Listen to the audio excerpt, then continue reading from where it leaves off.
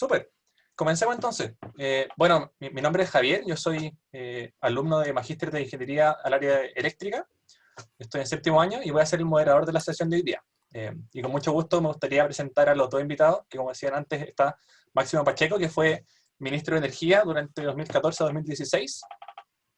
También ahora es profesor de la Escuela de Gobierno UC y es director actualmente, si no estoy equivocado, del DUOC UC. También tenemos aquí el gusto de contar con la presencia de Benjamín Maluenda, que Benjamín fue mi jefe en la práctica este verano del Ministerio de Energía, así que ahí lo conozco más personalmente. Benjamín es jefe de la Unidad de Nuevos Energéticos del Ministerio y está trabajando intensamente en la política de hidrógeno verde que se está trabajando, así que ahí nos puede contar un poco más de los nuevos desarrollos que se están trabajando e impulsando para que Chile sea un país carbono neutral enfocado en esta área del hidrógeno. Así que ahora para partir, me pidió Máximo que compartiera un video de Al Gore y después pasamos a que Máximo se presente y cuente un poco sobre su labor y también qué lo motivó a trabajar en el Ministerio de Energía y también que nos cuente cómo cree que desde la ingeniería se puede aportar en esta área y después pasamos a que Benjamín se presente con las mismas preguntas referenciales para que nos puedan contar ambos respecto a su paso por esta institución tan importante para el país. Ya. Voy a compartir pantalla entonces.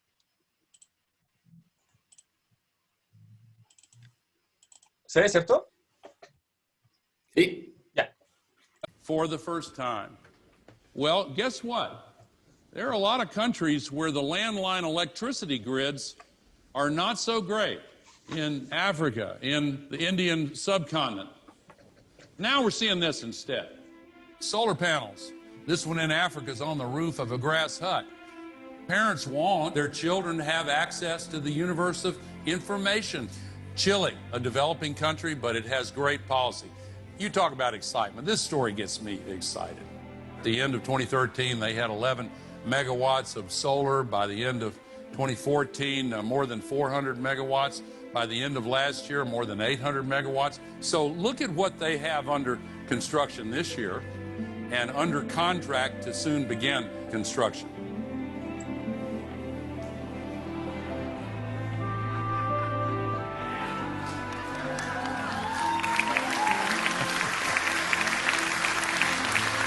Isn't that great? I love this. 13.3 gigawatts. And there are other countries and many regions in the world that are poised for this kind of breakout. We are seeing a real turning here. On a global basis, the world gets more energy from the sun each hour than the entire global economy uses for an entire year. If we increase the fraction of that we harvest and use productively, then we can solve that part of the climate crisis.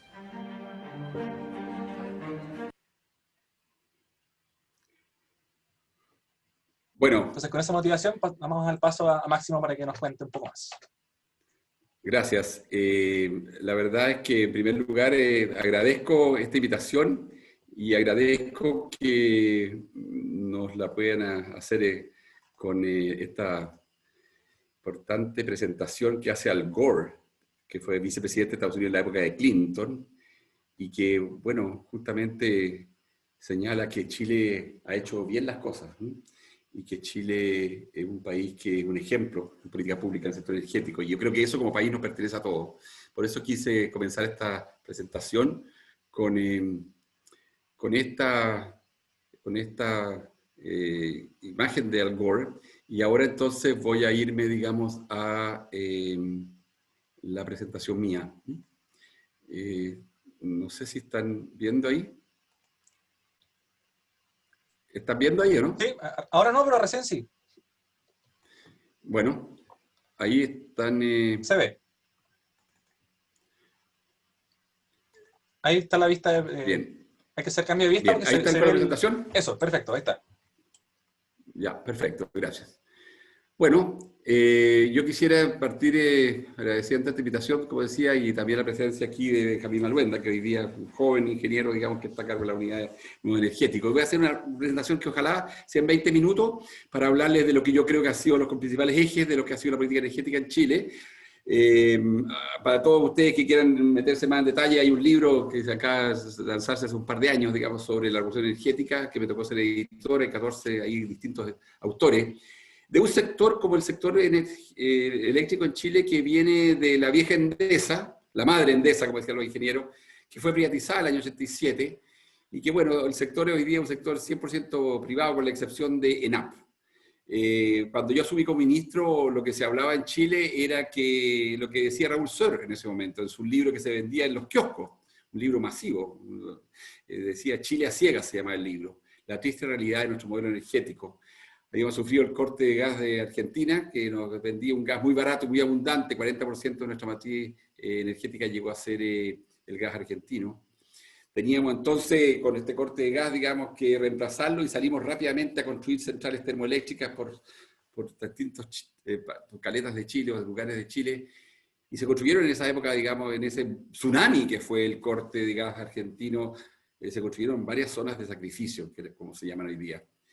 También teníamos pendiente la decisión de Hidroaicén, estaba en el comité de ministros ya por 2 años prácticamente sin resolver ese tema, y venía también de tenerse el proyecto de Barrancones, donde hubo una manifestación muy masiva de jóvenes que se llamó a la Plaza Italia, pidiendo que se parara este proyecto termoeléctrico en ese lugar bellísimo de la cuarta región, digamos, donde está lleno de delfines y una biodiversidad marina fantástica.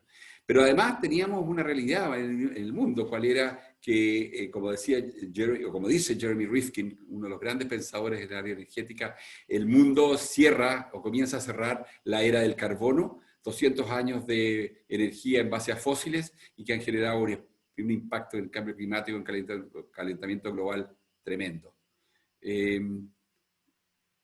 La crisis energética que vivíamos en el 2014 estaba caracterizada por altos precios, teníamos los precios más altos de la cuenta de la luz de América Latina, una tremenda desconfianza en la población que se expresaba en todo este movimiento de Patagonia sin represa, que no era solamente un tema con la Patagonia, era como la expresión máxima era Patagonia sin represa, pero también había un sentimiento muy extendido en todo el país de que los proyectos energéticos se estaban haciendo sin respetar el medio ambiente.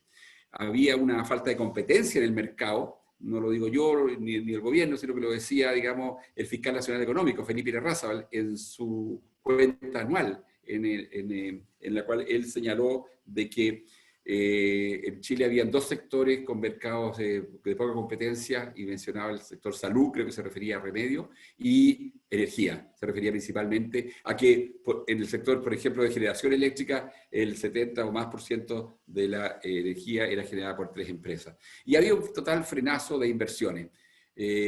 Por todos estos elementos que ustedes ven, que principalmente la desconfianza, estábamos judicializando casi todos los proyectos, y entonces había un enorme impacto sobre la inversión. Fue en ese contexto que cuando yo asumí como ministro, convocamos a distintos actores, a distintos sectores de la comunidad, a discutir una agenda de energía que está disponible en la página web del ministerio, y que básicamente tiene los puntos que ustedes ahí ven, donde el primero y más importante era cómo le damos al Estado un nuevo rol, donde el Estado deje de ser un espectador de lo que está pasando en el sector y pase a jugar el rol que le corresponde como representante del bien común.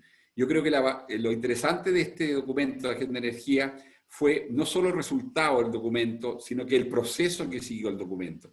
Un proceso de diálogo, un proceso de participación, a través de mesas redondas, talleres, seminarios, encuentros, que finalizaron en el Congreso Pleno, en donde uno veía, digamos, la noche en la televisión, en donde estaba Jean-Paul Luxich, y estaba Bernardo Larraín, y estaba representantes de los ambientalistas, dirigentes ambientalistas, ecologistas, comunitarios, sociales, políticos, académicos, y también el ministerio. Creo que eso fue lo más interesante de la Agenda de Energía, el proceso que seguimos para construir la política, a través de un proceso participativo y de diálogo. Creo que cuando uno habla de políticas públicas exitosas, yo diría que los requisitos son 3 o 4, pero quiero destacar por lo menos los principales. Primero, no puede haber una política pública exitosa si no construimos equipos técnicos robustos y con un capital humano que verdaderamente esté comprometido, motivado por lo mismo. Me parece súper interesante que ustedes hoy día estén en esta charla ministerial, porque son parte, espero, de ese contingente que va a asumir la posta al equipo que ustedes ven ahí, que son principalmente la gente que trabajaba directamente conmigo en el Ministerio del Plano Directivo, excluido los Ceremis. El segundo elemento fundamental para que una política pública sea exitosa es que la política pública se construya con legitimidad política y social. Y esto es muy importante que yo se los diga a ustedes como ingenieros, porque ustedes están permanentemente hablando de la ingeniería dura. Y esto es la ingeniería blanda. Esto es el proceso a través del cual uno dialoga con la comunidad, conversa con la comunidad, escucha a la comunidad, recoge la experiencia de la vida cotidiana de la gente para construir políticas públicas. Entonces, la política pública no es solo la ingeniería dura, sino que es la ingeniería blanda. Creo que un tercer elemento fundamental para que la política pública sea exitosa es que ésta observe la disciplina y le asigne valor a la ejecución. La política pública no es solo diseño. La política pública es principalmente ejecución. Quien lidera la política pública tiene que ser un líder en la ejecución. ¿Y qué es lo que es la ejecución? Conseguir que las cosas se hagan y se hagan bien. Somos bastante inclinados como país a la cultura del bla bla, a la cultura del hay que hacer esto, hay que hacer lo otro. La verdad es que el hay que no tiene root, no tiene cara. El hay que somos nosotros haciendo las cosas. Entonces, hay que preocuparse de que porque las cosas se hagan. Y yo puse ese ejemplo porque ahí está el pueblo de Camarones, en Arica, donde se había anunciamos que íbamos a electrificar Camarones. Y bueno, cuando yo fui para allá, la gente no se alegró mucho de este anuncio. Y la razón era porque ya 5 altos directivos públicos, ministros y otros, habían ido a Camarones a anunciar que se iba a electrificar Camarones. Y no pasó nada. ¿Por qué? Por la ejecución, por la falta de ejecución. Entonces, aquí yo elegí esta foto porque ahí está la foto de Camarones con una casa donde ustedes pueden ver un medidor porque ya hay empalme, porque ya llegó la electricidad. Creo que uno de los requisitos también para una política pública es escuchar las demandas ciudadanas. Hoy día no se puede hacer política pública solo en base a la ciencia, a la técnica o a los tecnócratas. Es fundamental recoger la experiencia cotidiana de la gente. Y voy a dar un solo ejemplo. En Chile, por décadas, tuvimos que se construían centrales, por ejemplo, se construía el Alto Biobío, Ralco. Y la gente en Ralco preguntaba, bueno, pero ¿cómo es posible que tenga yo la central aquí al frente mío y yo lo que pago por luz en mi casa es el doble de lo que pagan los santiaguinos por la luz en Santiago? El mismo kilowatt hora vale el doble en Alto Biobío que en Santiago. Y eso pasa en Alto Biobío, en Mejillones, en Tocopilla, en Huasco, en Coronel y en muchas comunas. Entonces, uno dice, bueno, tenemos que entender que hay que hacer una política pública de equidad tarifaria, y eso lo hicimos, digamos, y creo que eso fue justamente escuchando esta demanda ciudadana. La agenda de la revolución energética yo creo que tuvo el gran valor de ser una agenda institucional. Los cambios que verdaderamente perduran, que se sostienen y que son de fondo, son cambios institucionales. Hay que hacerlos a través de la institucionalidad. En el caso de energía, 7 proyectos de ley, ninguna ley corta, puras leyes profundas, puras leyes de fondo para cambiar la base de licitación, para crear seremías en todo Chile, para ampliar, digamos, el giro de ENAP, para la equidad tarifaria que ya le mencioné, para regular el gas de cañería, para tener una ley nueva de transmisión y también para tener un gobierno corporativo distinto en ENAP. Creo que fue gracias a esas políticas que energía se transformó en el sector número 1 en inversión en Chile. Nunca antes hubo en energía tanta inversión como la que hubo en estos años. Ustedes pueden ver que el sector que siempre fue número 1 en inversión en Chile fue minería. Pues bien, energía lo superó y ustedes pueden ver que energía era significativamente más alto que minería. Entiendo que cayó la inversión en minería por los precios del cobre, por el término del ciclos, pero también es importante destacar que nunca antes hubo tanta inversión en el sector. Y esto es una cosa que energía puede sostenerla. Yo soy de la opinión de que energía puede volver a ser el sector número 1 en inversiones en Chile. En primer lugar, porque el país necesita una descarbonización de su matriz energética, tenemos que cerrar todas las centrales a carbón y eso va a generar una enorme inversión en nuevas fuentes de energía renovable, porque además eso va a ir asociado a nuevas líneas de transmisión, y porque el país tiene una enorme posibilidad de desarrollar, por ejemplo, proyectos de desalación de agua para enfrentar la crisis hídrica, la sequía y todo lo que es el calentamiento global y cambio climático. Y el complejo hídrico solar o hídrico energético es un complejo industrial muy potente. Yo creo que Chile puede duplicar su capacidad instalada en desaladoras de agua porque va a tener energía barata. De hecho, la energía solar es una energía que prácticamente se genera a costo marginal cero porque el sol no cobra por proveernos de ese energético. Creo que este es tal vez el cuadro más importante de mi presentación. El Estado jugó un rol a través de la política pública que es ineludible, insustituible, nadie más lo puede hacer. Y eso es crear competencia en los mercados. Fíjense ustedes lo que era el precio de la electricidad en Chile en las licitaciones. La licitación se hace entre las empresas distribuidoras y las empresas generadoras. La distribuidora, que es la empresa que les lleva la electricidad a casa a ustedes, tiene que comprarle esta electricidad a las generadoras y lo hace a través de licitaciones. El año 2013 hubo solamente 3 licitaciones, 2 de las cuales se declararon desiertas, un solo interesado, $129 el megawatt hora. Miren lo que fue pasando con los precios de las licitaciones y especialmente acá, cuando ya teníamos en pleno régimen la nueva ley de generación, donde se creó competencia. Y ustedes pueden ver de que ya el año 2016 hubo 82 ofertas en las licitaciones. Es el precio más bajo en los últimos 10 años. Es un 75% más bajo que en 2013, nos habíamos puesto la meta de bajar un 35% el precio de licitaciones, se bajó un 75% y es un 32% más bajo que el año 2016. Esta es probablemente la obra de ingeniería más importante que se ha hecho en décadas en Chile. No se habló mucho de ella, pero es muy fundamental. Chile tenía 2 sistemas de transmisión, básicamente. Hay 4, pero los otros 2 son relativamente pequeños. Pero hay 2 principales, que son el SING, Sistema Interconectado Norte Grande, y el SIC, Sistema Interconectado Central. El SING parte en Arica y termina en Antofagasta, en Coloso. Y el SIC comienza en Taltal y termina en Chiloé. Entre Coloso y Taltal no hay cable, no había cable. Entonces, toda la energía solar que generábamos en la zona norte del país quedaba circunscrita, quedaba para el uso solamente de las grandes mineras y de la población que allí habita, en el norte grande. Y nunca fue posible interconectar estos 2 sistemas por la presión de grupos de interés y por los miles de argumentos técnicos que se nos daba para no hacer esto. La verdad es que aprobamos hacerlo, adjudicamos la obra y hoy día Chile tiene un solo cable que une desde Arica hasta Chiloé.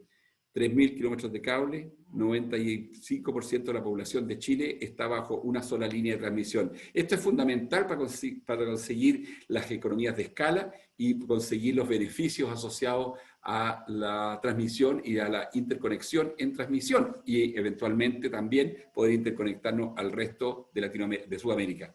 Entonces, esta obra de ingeniería es una obra clave, es probablemente de las obras más importantes que se ha hecho en ingeniería en Chile.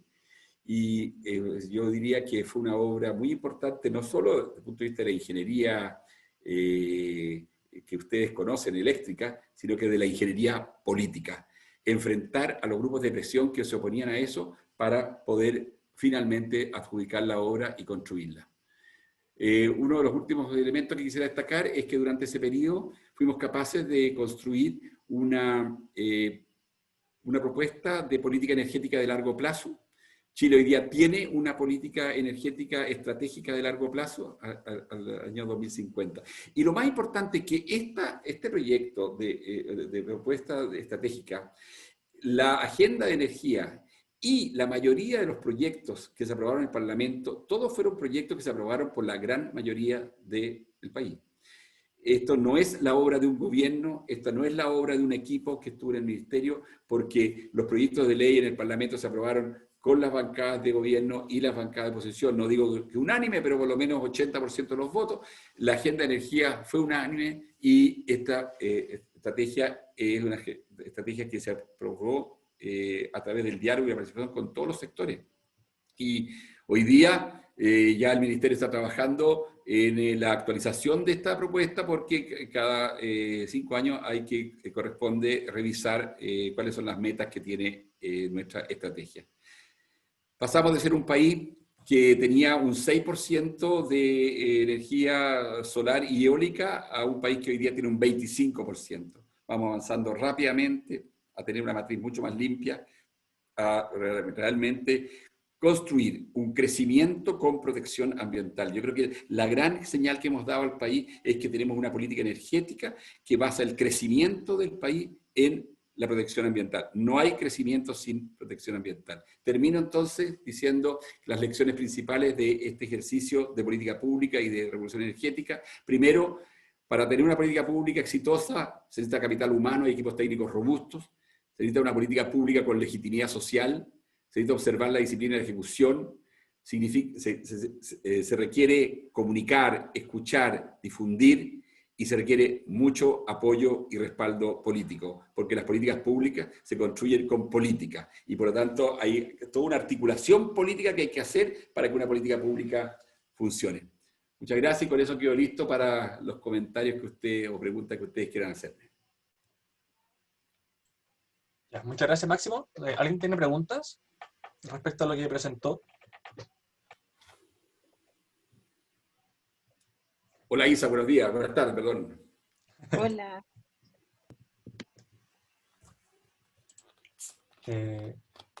Bueno, si no hay preguntas, sigamos con Benjamín y después vamos a poder ir juntando varias preguntas para ambos. Eso, perfecto. Dale nomás. Yo miré la pauta, me porté medio mal, y también con el ministro preparé un poco una presentación más motivacional del sector energía, y al final yo creo que cuando uno está camiseteado es medio inevitable hacerlo así. Y yo creo que la discusión que siga después vamos sacando un poco los temas que están en la pauta con ciertas preguntas del rol de la ingeniería, qué diferencia el ingeniero UC, porque al final hoy día todos acá somos ingenieros UC, pues, y esto es una actividad organizada por el CAI, y la idea es darle una bajada a estos temas, a eso, pues, a lo que estudiamos, a dónde estudiamos, a con qué compañeros estudiamos, y cómo eso después nos sirve o nos deja dificultades, falencias que después hay que suplir. Entonces, quizás les Oye, presento las Benjamín, láminas. solo aclararte, digamos, de que yo soy ingeniero comercial chuncho. Es cierto, yo estaba pensando en la audiencia, es cierto, sí. Sí. Es cierto, es la excepción. Debería haberlo dicho con más cuidado. Oye, pero traje unas pocas láminas que mostramos hace poco en el ministerio, son súper pocas, y muchas conversan con lo que acaba de mostrar el ministro, y súper interesante que el ministro termine con la lámina que yo muestro como el primer lugar, que es la política energética de Chile, y que es la única política en Chile que es efectivamente a largo plazo. Yo diría que la primera puede ser un poco la política diplomática de Chile hacia el exterior, y la segunda definitivamente es la energética. Ahora recién en el sector minero se está haciendo una política minera que no existe hasta hoy día. Entonces en este sentido el ministerio y el ministro Máximo acá han sido pioneros en establecer una nueva forma de hacer política pública en Chile, que ojalá trascienda a gobiernos, que sea una política de Estado y dejen de ser solo políticas del gobierno que justo le toque en ese momento estar administrando. Nosotros este año estamos empezando a renovar la política energética que se empezó en el 2015, obviamente de manera participativa, con mesa, llamando a distintos grupos de interés. Y obviamente estos procesos nunca son perfectos, y yo he estado en mesas en Coquimbo, en Temuco, no sé, la última vez creo que estuve en Puerto Montt, no me acuerdo, y siempre uno lo recriminan de que por qué uno no llega a todos lados, no recoge todas las opiniones, todas las visiones, y es difícil, pero el espíritu yo creo que se instaló en el sector, y eso es lo importante, y los procesos irán mejorando, y es tarea de nosotros hacerlo. De nuevo, otra cosa que mencionó el ministro que para mí es clave es que el sector energía, al menos en Chile, hay que dejar de entenderlo como algo solo que está desacoplado del resto de nuestras políticas y en particular de la política climática. O sea, el cambio climático es el desafío más importante del siglo XXI. Hay otros, por supuesto, desigualdad, un montón de otros desafíos, pero el cambio climático es de los más importantes. Y el sector energía no se entiende sin ese desafío, porque es el responsable, al menos en Chile, del 80% de las emisiones de CO2 del país. Entonces, así es simple como que si queremos cumplir con política climática, tenemos que meternos en el sector energía y tenemos que estrujarlo de alguna forma y transformarlo en un sector que sea limpio. Parte de eso es la solución, las energías renovables, las que llamamos no convencionales, pero hay otras soluciones que hay que incorporar también para resolver este problema que realmente es titánico. Chile se comprometió a ser carbono neutral al 2050. Este es un compromiso que hizo el presidente Piñera el año pasado, pero que ahora está en el Congreso y busca ser ley para que sea un compromiso efectivamente vinculante. Y ser carbono neutral al 2050 suena como una meta súper aspiracional de largo plazo, que da un poco lo mismo, porque nunca vamos a llegar al 2050, pero está a la vuelta de la esquina y los cambios se tienen que empezar a hacer hoy día. Y la trayectoria que nos lleve hacia allá, tenemos que definirla hoy. Y esta lámina la muestro porque es súper ingenieril y yo creo que a ustedes les va a gustar. Pueden después ver los detalles, les puedo pasar números, planillas, toda esta información pública. Lo importante, creo yo, del mensaje es que hay que tener una parrilla de soluciones. Y aterrizando la presentación del ministro nuevamente, no hay una solución. Solo instalar paneles solares no nos va a salvar, porque tenemos otras necesidades que también hay que cumplir. Necesitamos ser más eficientes con la energía en nuestras distintas industrias. Necesitamos transformar la forma en que nos movilizamos, y así sucesivamente hay que ir atacando un montón de nichos. Y lo interesante de esto es que te abre oportunidades para un montón de diferentes habilidades, personas, skills, políticas y herramientas que hay que empezar a movilizar para llegar a esta meta. Y de nuevo, para mí lo más interesante de esto es que esto es una política orientada por misión. Y Chile históricamente nunca ha sido tan bueno ejerciendo políticas por misión. Hemos sido súper abiertos al comercio, súper abiertos a la inversión, súper neutros tecnológicamente, y ha traído un montón de avances, un montón de progreso y beneficios. Pero esta vez nos estamos poniendo una misión, y estamos siendo súper específicos en decir, mira, hacia allá quiere ir Chile, y esto es un compromiso absolutamente transversal, políticamente, socialmente. Esto es algo que se entiende que tiene que hacerse por la ciencia y por nuestro futuro. Benjamín, tienes a Isa Oyarzo que ha levantado la mano. Ah, perdona, estaba motivado hablando, Sí, no pero te caché. si quiere termina y le pregunto al final nomás. No, pero dale, o sea, si hay algo puntual, dale, sí. No, es que en verdad tenía como dos preguntas. Una que es como más ligada a esto, que cómo es el trabajo especialmente con el Ministerio del Medio Ambiente en esta línea. Y más que nada, yo personalmente estoy haciendo una investigación en energía geotérmica y actualmente la principal traba para cualquier exploración geotérmica o algún proyecto en esta línea son como las pocas políticas públicas que hay al respecto en nuestro país. Y quería saber más que nada cómo funciona ese proceso, porque bueno, ya está la investigación sobre todas las emisiones que podría disminuir y todos los cambios que esto ha tenido en otros países, pero al final no sé cómo funciona bien ese proceso de políticas públicas al momento de ejercer este cambio de energía, porque obviamente tiene muchos costos hacer estos cambios. Sí, son preguntas igual amplias, voy a tratar de responderla bien acotado.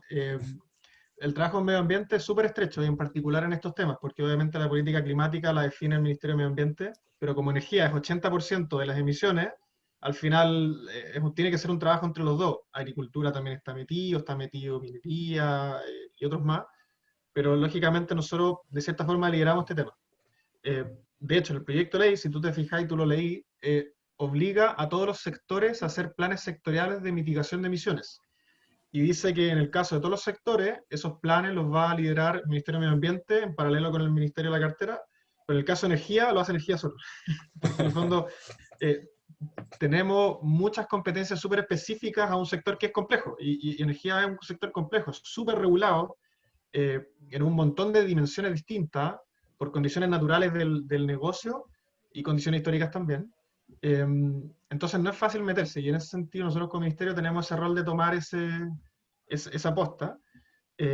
y se trabaja, y en términos prácticos Javier lo vivió, así que Javier les puede contar las anécdotas, pero Javier estuvo en la oficina donde están las personas encargadas de esto, y que trabajan constantemente con medio ambiente, en reuniones desde para compartirse planilla, hasta ya reuniones de más alto nivel de cómo se va a enfrentar esto. Y respecto a la ¿Me pregunta dejas 2, meter la cuchara aquí, sí, la cuchara un adelante. poquito aquí, Benjamín? Mira, Isa, la pregunta que tú haces, yo la quisiera contar a partir de una anécdota. Cuando yo fui nombrado ministro, fuimos, digamos, la presidenta invitó a todo el gabinete, ministro y subsecretario, digamos, a Jagüel, a una jornada de un par de días antes de asumir, para un poco calentar motores y prepararnos. Y fue bien divertido porque en uno de los cafés, en uno de los breaks, ella me sacó para el lado y me dijo, te quiero dar un consejo. Quiero que tengas buena relación con el ministro de Medio Ambiente. Después me enteré por Pablo Danier de que en el break siguiente ella se había acercado a Pablo Danier y le había dicho, te quiero dar un consejo, quiero que trabajes muy de la mano con el ministro de Energía. Y después en el tercer break la presidenta nos llamó a los dos y nos confrontó uno al otro y nos dijo, yo ya le he pedido por separado, pero ahora quiero pedírselo en conjunto, que ustedes dos tienen que trabajar muy de la mano. Porque la verdad es que yo aprendí con ese mensaje que ya nos pasó, que una vez que tú ya eres ministro y transmites esa señal de que vas a trabajar en colaboración con el otro ministro, esto genera un ambiente de cooperación y de colaboración entre los dos ministerios. Porque todos los distintos niveles del ministerio y estamentos saben que los dos ministros arriba se entienden y por lo tanto no quieren aparecer como que ellos están armando peleas que después se van a resolver a nivel del ministro. Y entonces irradian un ambiente de cooperación y de colaboración que yo creo que es fundamental porque la relación con el Ministerio de Medio Ambiente por parte de Energía es una relación cotidiana. Como dice Benjamín, todos los días, digamos, hay que estar interactuando en decisiones relacionadas. De hecho, el 75% de las emisiones de CO2 en Chile y en el mundo en general provienen del sector energético. Así que quería hacer ese comentario de tu pregunta, Isa.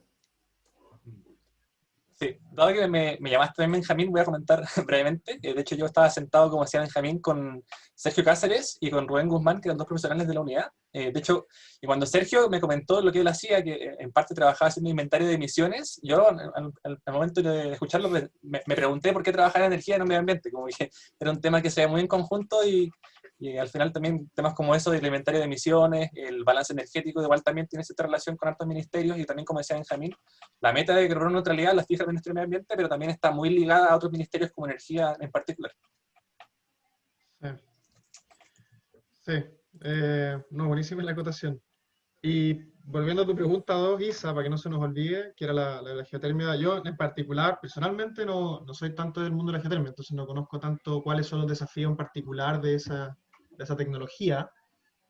Sí, yo diría que el Estado sí ha tenido políticas públicas en el tema, quizás nos ha faltado, como en muchas otras cosas uno nunca puede resolver todo. Un ejemplo súper simple es que NAP salió con una empresa privada, en una asociación público-privada, para ser la primera central geotérmica de escala de Chile. Y eso es súper interesante. O sea, el Estado a través de una empresa impulsando una nueva tecnología, para mí es fascinante. Y es un rol que yo veo que el Estado debe cumplir. Obviamente hay diferencias, cada uno tendrá su opinión. Pero yo creo que ahí ENAP ha sido clave en muchos otros desarrollos energéticos. Para hacerte otros paralelos es con el primer terminal de de GNL de Chile, y así con otros desarrollos que se han dado. Entonces, yo creo que sí ha habido, quizás falte, sí, puede ser, pero yo creo que sí está la intención. De hecho, ministro, creo que esa planta la inauguraron en su administración, ¿o no? Sí, efectivamente. Eso queda, digamos, a 100 kilómetros de Antofagasta, Calama, Sí. Cerro Moreno. Y es un proyecto, digamos, conjunto de NAP con Enel. Está a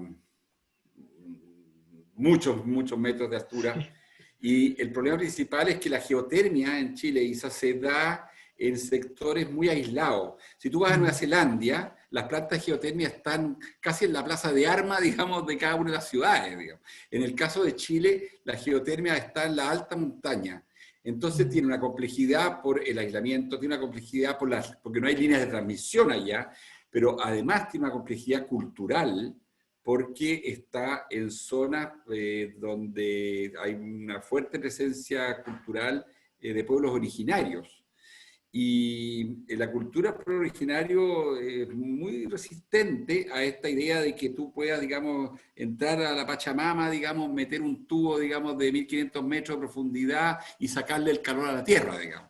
¿Ah? Entonces, hay toda una discusión, digamos, con la cosmovisión de los pueblos originarios en relación a esto. Yo creo, fíjate que uno de los temas que a mí siempre me llamó la atención cuando era ministro era de que uno iba en visitas a comunidades y uno de los temas que más fuerte se planteaba, además, digamos, de si íbamos a construir nuevas centrales nucleares, era si íbamos a entrar, digamos, a la Pachamama y le íbamos a sacar, digamos, el calor a la tierra. Porque eso para los pueblos originarios es una cuestión súper, súper complicada. Sí, no sé, eso sí, quizás te O dejamos sea, peor que antes, pero no sé. no, pero igual, o sea, por la planta, por lo que me contaron, yo me imagino que ustedes están hablando como de como geotermia de muy alta entalpía y que sé que esa igual es muy invasiva, pero como, por ejemplo, calefaccionar casas con geotermia de baja entalpía en el sur de Ah, Chile, perfecto, sí, hay sí. un potencial tremendo y no hay políticas públicas al respecto y en países europeos ha sido enorme el aporte que han hecho y como que ahí quizás se está quedando más corto. Y no es ¿Estás tan hablando de inflamable. geotermia, Isa? ¿Estás hablando de geotermia o estás hablando de biomasa? No, geotermia. ¿Y qué tecnología, Claro. y qué tecnología dijiste? Se llama calefacción distrital, que al final uno absorbe la energía, o sea, el calor del suelo, que puede ser quizá, no son más de 100 grados, y, por ejemplo en el sur de Chile, yo soy de Magallanes, entonces allá en la superficie, por ejemplo, pueden haber en invierno menos 2 grados, pero el subsuelo siempre va a estar como, por lo menos, no sé, en alguna cierta profundidad va a llegar a 10 grados y eso ya te sirve para hacer un ahorro energético tremendo. Sí, eso lo he visto funcionar en Alemania, sí. Entiendo lo que sé Sí, de se qué está está hablando. preparando en todo caso una estrategia de frío y calor que espera como ser una de las primeras políticas públicas en esa área como de calor residencial, como tú dijiste, de baja entalpía. Podemos conversar más de eso después, pero es un tema súper complejo. De hecho, lo tenía en una slide de la presentación, porque ahí ya te estáis metiendo en un mercado que ya no es el mercado eléctrico de gran escala, sino que es la casa de cada uno. Y al final las decisiones ahí están súper atomizadas, hay problemas culturales con el uso de la leña, hay problemas de empleo y transición de las comunidades que hoy día dependen económicamente de la leña. Entonces, hay un montón de dimensiones que podemos tocar después en la conversa, pero un temazo el que sacaste. Quizás para ir cerrando, si tengo un par más de slides nomás, después conversamos con calma. Este es un hito que para mí es súper interesante. Esto es un acuerdo voluntario de Sierra Central de Carbón que se firmó el año pasado. eh, y para mí refleja muy bien una nueva forma de hacer política en Chile, y que yo espero que sea la forma de hacer política en Chile, que en el sector energético ya se vive hace varios años, pero que en otros sectores no. Y es un diálogo súper intenso entre Estado, o sea, gobierno, y privado, que en conjunto acuerdan cómo avanzar hacia adelante en objetivos que sirvan tanto a la política pública de Chile, a lo que quiere la sociedad y la ciudadanía, tanto como que sirva a los intereses de las empresas, que cada uno tendrá su interés particular súper válido en un mercado. Y esto es súper interesante porque dice, tanto las empresas como el gobierno se sentaron en una mesa y dijeron, mira, a ninguno de los dos les conviene seguir quemando carbón hasta el infinito. Nos hace mal a todos, es mal negocio, es malo para la salud, es malo para el clima, etcétera, etcétera, etcétera. Y se acordó un cronograma de cierre, podrá ser muy ambicioso, podrá ser muy poco ambicioso, cada uno tendrá sus opiniones técnicas al respecto, pero el hito para mí es súper interesante. Yo no he visto esto en ningún otro país en materia de transición energética como una herramienta y como un mecanismo para lograr esa política pública. Obviamente esto no es el fin, esto es una forma de lograr cosas, pero que para mí al menos es súper interesante. Obviamente, otra dimensión del tema que también la traigo porque a eso uno se le olvida un poco es la dimensión del transporte, que a uno se le olvida un poco porque dice, transporte de transporte, pero en verdad transporte es energía. Y estamos viviendo una revolución. Chile, la otra lo leí, no lo tenía tan claro la cifra, pero Santiago es la ciudad con más buses eléctricos en el mundo fuera de China. Y yo leí esa cuestión y me quedé un poco perplejo. Y obviamente esto es una política ¿Por nuevamente, una habitante, política de Benjamín? continuidad. ¿Por habitante, Benjamín, o No, número absoluto? absoluto. Absoluto. Buses de ¿Cuántos transporte hay? público. ¿Cuántos hay? ¿Cuántos hay? No me acuerdo, como 400, 350. Aquí en el gráfico se ve medio más o menos, pero como 600. Entonces, nuevamente, para mí, esto es una indicación de que en Chile, al menos, estamos viviendo una revolución energética desde hace varios años, que yo creo que no se está viendo en todas partes del mundo. Entonces, es un lugar muy interesante para estar, como ingeniero y como profesional de la política pública. Otro desafío que está pendiente, que el ministro lo mencionó, es seguir modernizando los mercados, seguir introduciendo competencia, seguir mejorando los servicios que se le da a la ciudadanía y en particular en los sectores que son de monopolio natural, como distribución y transmisión. Estamos metiendo un proyecto de ley al Congreso al respecto. El tema que ponías tú, Isa, en la discusión, que nosotros le llamamos transición energética residencial, porque en el fondo calefacción distrital es una solución a este desafío y hay que evaluar muchas soluciones alternativas. De a poco hemos empezado a introducir nuevos mecanismos para facilitar esa transición, para salirse de la leña. Al final, hay que ponerle el nombre al problema, y el problema es la leña, porque es un problema de salud pública y es un problema de acceso. Y la solución a eso yo creo que todavía no está clara. Tenemos ciertas iniciativas y se tendrán que seguir desarrollando, pero si quieren después hablamos más detalles para no quedarnos entrampados en esto, pero el problema es bien complejo. Y por último, que yo creo que es un elemento a rescatar, dado que esto es una charla para el Centro de Ingeniería, es la entrada de nuevas tecnologías. Geotermia es una, concentración solar ha sido otro tremendo hito que se logró, traer a Chile la primera planta de concentración solar de Latinoamérica, que este año entra en operación. Y abajo es un mapita que muestra el potencial de Chile enorme en hidrógeno verde, que es un tema del que les podría hablar mucho rato, no lo voy a hacer, pero que es otro tema que promete revolucionar el sector energético y la economía al final chilena. Y como decía el ministro, energía pasó de ser un sector que es un servicio y algo utilitario a algo que atrae inversión, que atrae capacidades, que atrae innovación, y que desde Chile hacemos cosas que después exportamos al mundo como modelos de avanzar hacia objetivos de política pública. Oye, Benjamín, Y perdón, ¿por qué decidiste no hablar de hidrógeno? Había grandes expectativas que nos dijeran un par de cositas sobre el hidrógeno. podemos hablar. Yo por lo menos Pensaba me quizás interesa, de no sé que... si oye, no sé si al resto, pero yo estoy muy interesado en que nos cuentes dónde estamos en el No, por hidrógeno. supuesto. A ver, el hidrógeno básicamente nosotros lo vemos un poco como con un doble objetivo, y esto lo vamos a plasmar en una estrategia nacional de hidrógeno verde que queremos sacar a fines de año, estamos terminándola. El hidrógeno al final es un energético y es una forma de almacenar electrones verdes, llamémoslo así, solares, eólicos, lo que sea, empaquetarlo en un gas que tú físicamente puedes transportar y utilizar en otro lado, como energía.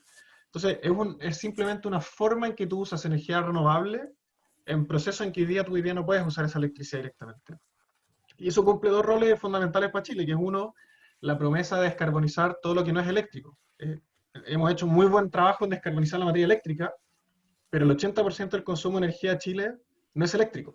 Es petróleo, es gasolina, es leña, lo que tú quieras.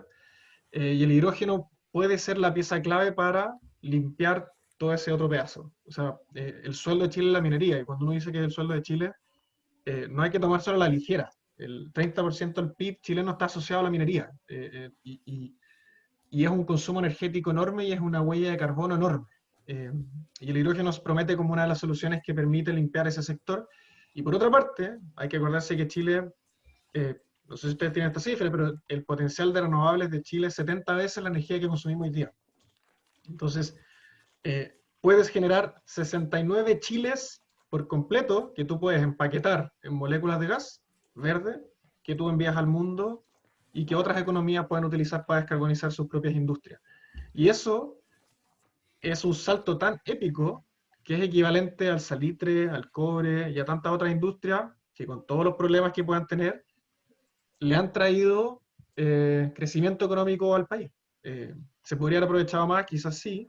Y con el hidrógeno el desafío que tenemos es cómo hacemos que todo ese valor que se puede generar, o una buena parte, quede en Chile, queden capacidades en Chile, se genere tecnología, se genere innovación, y podamos ser competitivos en este futuro mercado del hidrógeno. El Economist lo pone en un artículo súper interesante, y después lo rayé y le puse otra palabra, pero les puedo mandar este link, es buenísimo este reporte, en 3 páginas uno queda seco en hidrógeno. Dice, if all of this came to pass, then hydrogen would become a dominating factor in human life in the way that hydrocarbons currently are. Y realmente no te das cuenta, pero hoy día toda tu vida son hidrocarburos. El computador que tenemos al frente está hecho de hidrocarburos, tiene plásticos, tiene pintura, etc. Nos movemos en micro, nos movemos en auto, calefaccionamos nuestros departamentos con, no sé, lo que sea, puede ser gas, puede ser electricidad que viene del carbón, puede ser querosén, parafina, lo que tú quieras. Y algún día todo eso se tiene que ir, si queremos ser un mundo que no sufra un cambio climático devastador. Y eso significa que vamos a tener que reemplazar todo eso por electricidad renovable o combustibles limpios. Y el hidrógeno, en el fondo, es uno de esos combustibles limpios que nos va a ofrecer esa salida. Benjamín, hay una pregunta de Etienne y después de Francisco. Dale. Quizás dejo de compartir pantalla para que nos veamos las caras y Dale. conversemos más. Dale. más Hola. tranquilo. ¿Se escucha bien? Sí. Ya, perfecto. Yo tenía una duda respecto a, como que he escuchado mucho hablar también del hidrógeno, me acuerdo también por un proyecto del colegio como que no hablamos de eso, pero un tema que me preocupa mucho es el tema de la densidad energética. Como qué tan factible es eso respecto al hidrógeno. ¿Qué tan bueno es en esa materia? Es que la densidad energética es bien relativa porque hay combustibles más densos y menos densos y cada uno tiene sus desafíos y sus oportunidades. Pues va a depender del costo de producirlo, del costo de empaquetarlo, del costo de transportarlo y cuál es el servicio que te da al utilizarlo. El gas natural tiene una densidad energética que es menor a la del petróleo, pero igual se usa para algunos procesos porque tiene ciertas ventajas que el petróleo no te da y viceversa. En un auto, ponte tú, 1 kilo de hidrógeno te da más o menos 100 kilómetros de autonomía. Y un auto, el Toyota tiene un auto de hidrógeno que tiene un estanque de 5 kilos, entonces pueden dar 500 kilómetros, igual que un auto de gasolina. Y esos 5 kilos se empaquetan en un espacio en 2 cilindros, que es igual a un estanque de benzina porque va a presión. Entonces, también cuando estás hablando de un gas, la densidad energética es como bien relativa, porque depende de la presión. PV igual NRT. Entonces, es bien relativo y tú puedes manejarlo. Y al final todo va a depender de cuál es el servicio que tú necesitas, que en nuestro caso, como humanidad, es energía y es sin emisiones. Hoy día. Antes nos da lo mismo. Entonces, ese es uno de los desafíos que el hidrógeno viene a suplir. Francisco, Máximo, sí. ¿Quieres agregar algo? Yo estoy tratando de levantar la mano a través, digamos, de aquí, de la mano digital, pero no consigo, por eso para ir la mano con el dedo nomás. Pero me inscribo, que quiero hablar. Ya. Quiero hacer una pregunta a Benjamín en realidad. Vamos con Francisco y después con Máximo, ¿está bien? Que está antes Francisco. Dale, Francisco. Hola, buenas tardes, ¿cómo están? Bueno, mi consulta era relacionada a hidrógeno, tal vez no quería meterte tanto en el tema, pero voy a hacer porque si a usted le interesa, nos metemos nomás, no hay problema. De hecho, tengo hartas láminas que puedo ir sacando a medida que queramos meternos en algún tema, puedo mostrar algún gráfico o algo así. Y bueno, yo estoy trabajando mi tesis en temas de hidrógeno y quería saber, bueno, es conocido que varios países tienen una estrategia súper fuerte en términos de inversión de hidrógeno y especialmente países como Japón o Alemania lo hacen en temas de la importación de hidrógeno y para poder utilizarlo. Y ahí Chile como que se posiciona súper bien en términos de costo. Por ejemplo, leía también que Chile se posiciona mejor que Australia para poder venderle hidrógeno a Japón, a pesar de que estamos más lejos. Pero ¿cómo Chile genera un relato, por así decirlo, casi que como una épica, para decir que Chile tiene que ser finalmente este país que venga como a revolucionar la forma en que hagamos energía de aquí hacia adelante, ¿cachai? Porque una cosa van a ser los costos y que nosotros lo tenemos como pareciera que la parte técnica la tenemos, pero cómo construimos un relato, por así decir, en términos más políticos, para que al final no se quede en una cuestión que nosotros desarrollamos y que solamente terminamos como importando tecnología, la aplicamos en Chile y después eso se va, ¿cachai? ¿Cómo le podemos dar como una plusvalía mayor de generar la tecnología acá, generar la formación docente acá, etcétera, etcétera? Ya tocaste súper hartos temas. Voy a tratar de ser sintético. Sí. El trabajo que estamos haciendo es precisamente generar ese relato. Obviamente, en este primer intento no lo vamos a hacer perfecto, no vamos a recoger todas las visiones y no vamos a generar un plan de acción que sea como foolproof.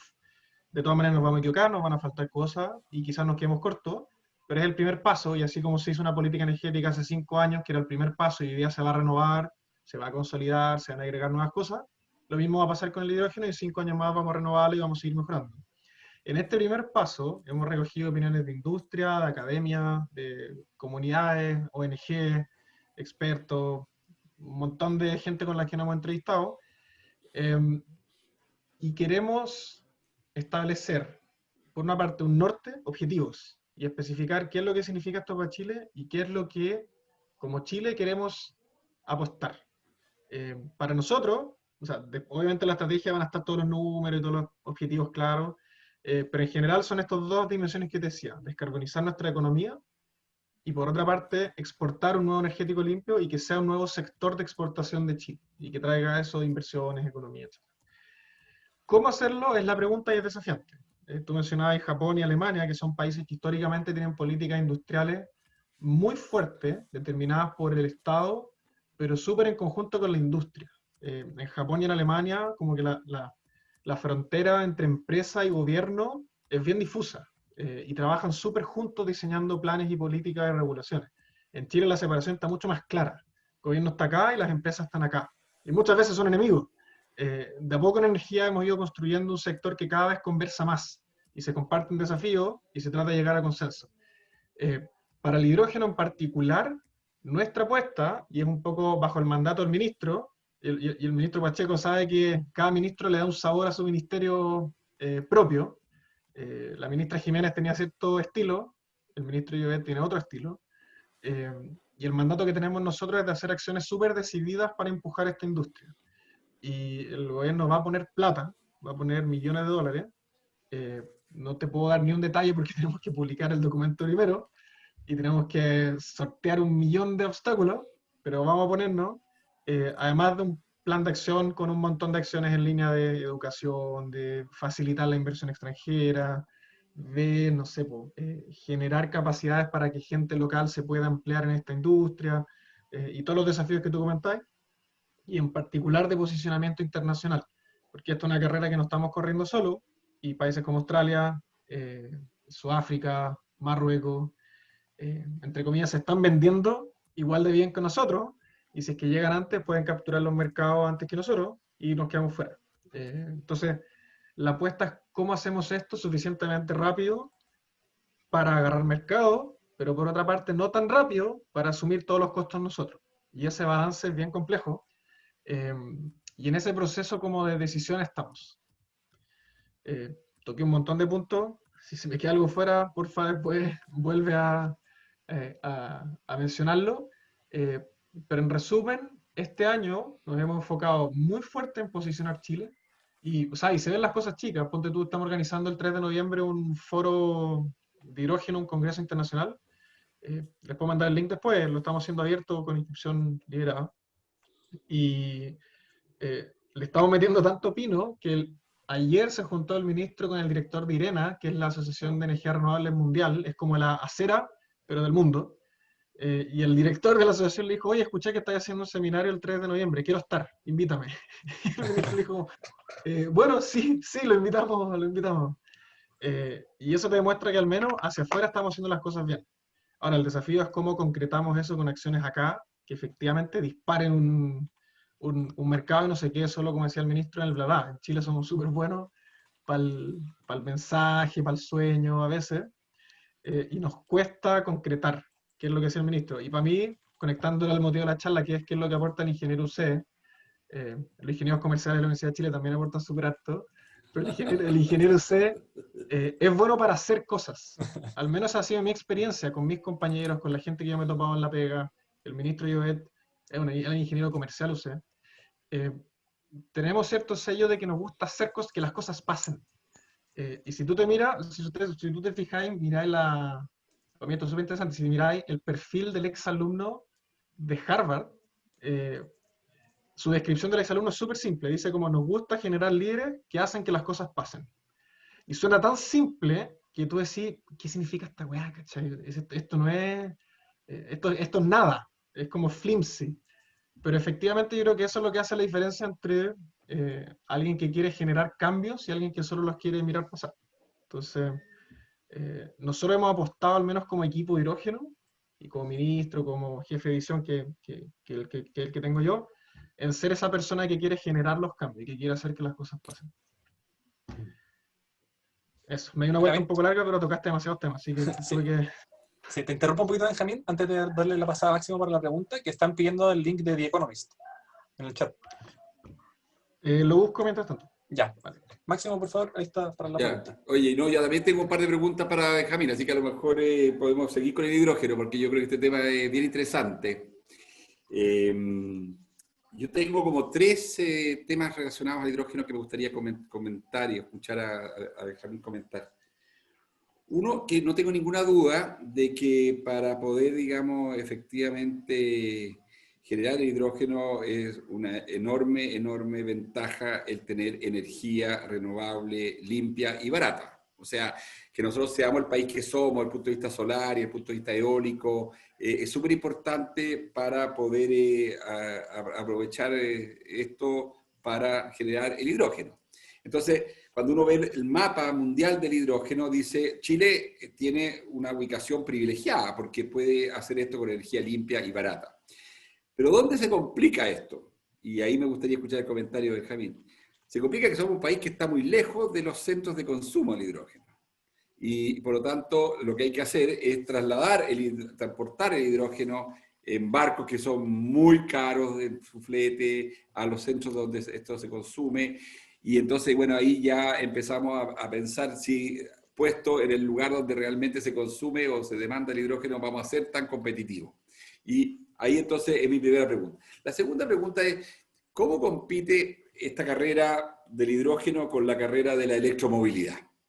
Porque efectivamente parece, y bueno, Benjamín habló de esto, digamos, dijo, hemos avanzado en la electromovilidad, tenemos hoy día ya una cierta presencia de electromovilidad en el transporte público, probablemente no mucha, 400 no es un número todavía que nos impresione mucho, y siendo un país minero, a mí me gustaría ver todos nuestros camiones, digamos, siendo electromóviles, digamos, y no a diésel, pero entonces a mí me gustaría que el paso grande de nuestra electromovilidad la diéramos como país minero, y falta un poquito de eso, pero quiero saber un poquito la opinión de Benjamín, ¿dónde estamos en la carrera de electromovilidad e hidrógeno?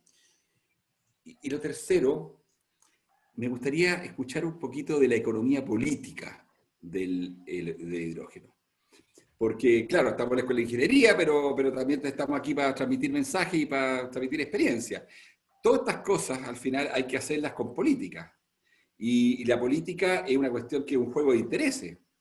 Y hay un libro maravilloso, digamos, de Jeffrey Sachs, que lo acaba de sacar, digamos, hace muy poco tiempo atrás, digamos, que se llama The Ages of Globalization, las eras de la globalización, y donde se llama, digamos, geografía, tecnología, instituciones, como que son como las 3 grandes fuerzas que mueven el mundo. ¿Dónde uno está en la geografía, clima, dónde está en la tecnología y dónde está con las instituciones? Y entonces las instituciones son las que realmente le ponen el piso a que estas cosas se puedan hacer. Entonces a mí me gustaría preguntarle a Benjamín, en el mapa de la gente que no quiere que esto se haga, ¿quiénes son esos actores para diseñar la ingeniería política de una política que hay que empujar para que el país tenga hidrógeno y que no aparezca como lo que pasó con la interconexión del CICSIN, digamos que durante 30 años nos estuvimos debatiendo en que no se producía esta interconexión con los argumentos más increíbles, con los informes impresionantes. Yo recibí un informe muy bien firmado, que me había costado mucha plata hacerlo, que decía que si hacíamos la interconexión se nos iban a incendiar por lo menos 6 centrales eléctricas. Ninguno de ustedes se dio cuenta cuando nos interconectamos y no salió en ningún medio, digamos, la noticia de que se nos hayan incendiado 7 centrales. Entonces, esas son mis 3 preguntas. El tema, digamos, de la logística del hidrógeno, el tema, digamos, de la electromovilidad y su competencia con el hidrógeno, y el tema de la ingeniería política o de la economía política del hidrógeno. Sí, no, buenísimas preguntas, y son preguntas que hemos tenido que ir pensando a medida que desarrollamos la estrategia, porque no, son preguntas que nos han ido haciendo mucha gente. Y yo creo que son de las más difíciles de resolver, pero yo creo que al menos tengo una respuesta para defenderme con todas. La primera es un poco más de ciencia, de ingeniería, es un poco más objetiva, más de número, y es sobre las tecnologías de la exportación. Es un mundo que todavía está en desarrollo, en innovación, en investigación, porque hoy día no se exporta hidrógeno a través del mar, solo se moviliza a través de cañerías o de camiones. Y eso obviamente no es práctico para distancias más que, no sé, 5.000, 8.000 kilómetros, y obviamente no es práctico a través del mar. Entonces, si queremos llegar a Japón, a California, a Europa, a donde sea que haya que descarbonizar una industria, tenemos que llegar a través del mar. Y para eso existen varias tecnologías, todas están un poco compitiendo entre sí. Uno puede licuar el hidrógeno, tal cual se licúa el gas natural. Hay un punto de fusión que es mucho más bajo, entonces es mucho más costoso en términos de energía licuar el hidrógeno que el gas natural. Es casi el punto de los 0 Kelvin, es como, no me acuerdo, 7 Kelvin o una cosa así. Existen carriers orgánicos en que una molécula tú le puedes agregar hidrógenos, la hidrogenizas, y en el punto de destino tú la deshidrogenizas.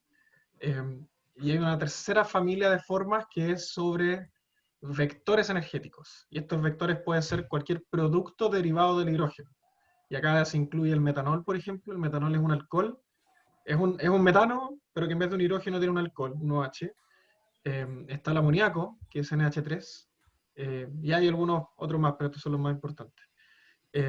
Obviamente todos estos procesos requieren un montón de energía y al final es un costo en formarlos, en transformar el hidrógeno en ello. Puedes cargarlo en un barco, hay un costo de trasladar ese barco y un costo en el punto de destino de destransformar el hidrógeno, que es un poco lo mismo que pasa hoy día con el gas natural, que llega licuado y hay que regasificar. El truco de esto está en que los centros de consumo más importantes como Japón, Corea, Europa, California, por lo que se ve, por lo que dicen en sus estrategias, por lo que dicen distintos análisis, no tienen un suministro suficiente de hidrógeno verde cercano a ellos, que pueda ser transportado por gasoducto, que es la forma más barata de hacerlo, y que por tanto tienen que importar a través del mar. Entonces, si uno toma eso como cierto, la cancha se nivela mucho para países como Chile, que a pesar de que estén más lejos, van a incurrir en el mismo costo de transformar ese hidrógeno, ya sea en amoníaco, en metanol, en lo que sea, o licuarlo, que Australia. Y el terminal de liquefacción en Australia va a funcionar igual que en Chile, va a consumir la misma energía que en Chile, e incluso allá probablemente le va a salir más cara, porque la electricidad en Australia es más cara. La diferencia está en que nosotros vamos a tener un costo mayor en el barco, porque se va a demorar más días, va a tener más pérdidas por boil-off del hidrógeno, y ahí sí tenemos un delta de penalización. Y la apuesta es que ese delta de penalización es más pequeño que todo el delta de competitividad que tenemos en la energía renovable per se, en la energía solar, eólica, lo que sea.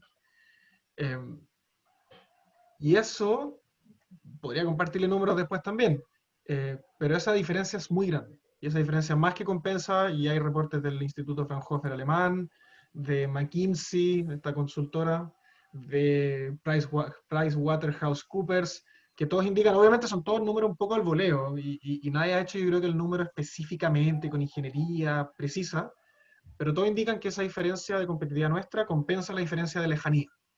Y si te pones a pensar, eso pasa en un montón de mercados hoy día, y Arabia Saudita es el rey del petróleo, porque puede producir petróleo tan barato allá, que traerlo desde allá hasta Estados Unidos sigue siendo más competitivo que producirlo, por ejemplo, en, no sé, Venezuela y llevárselo a los Estados Unidos, porque las condiciones de mercado hacen que sea más barato.